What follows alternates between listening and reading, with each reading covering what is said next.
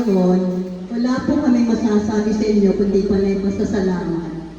Salamat po sa araw-araw naming pagkain, sa aming tahanan, sa aming pamilya, at sa aking mga kaibigan. Salamat po, Panginoon, at lagi po kayong nandyan sa amin, at lagi niyo kaming binabantayan.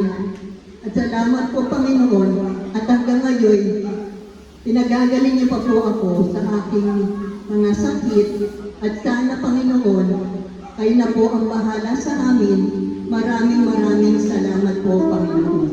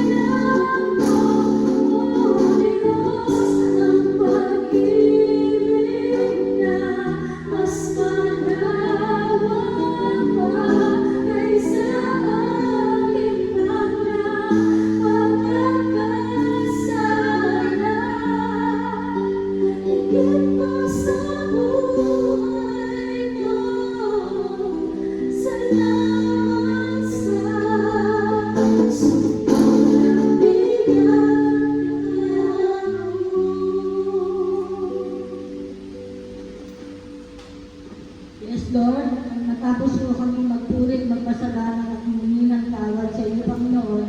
Ngayon naman po kami ay humihingi ng kong banal na Espiritu. O Espiritu Santo, puliin mo ang aming mga puso ng mananalig sa iyo at pagkalalain mo sa amin ang mga pangayong pag-ibig. Pagdala mo sa amin ay iyong Espiritu at kami manliga at sa galing mapapanibago mo ang mukha ng mundo. O Diyos na nangiwanan ng Espiritu Santo, itinulungan mo ang mga puso ng mga mananampalataya.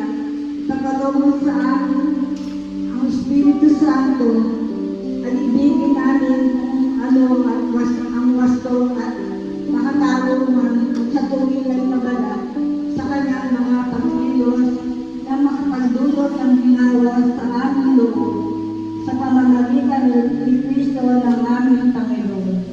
Pagkalooban mo kami ng biyayang magmahal sa katotohanan, gumalang sa aming kapwa, o banal na Espiritu, kami ay naglingkod ng walang pag-aagang-agang, o banal na Espiritu, ipagdadyan mo kami sa pagmamalaki at mga gawang makasarili, at tulungan mo kami ng mabuhay ng ibagay sa isa't isa.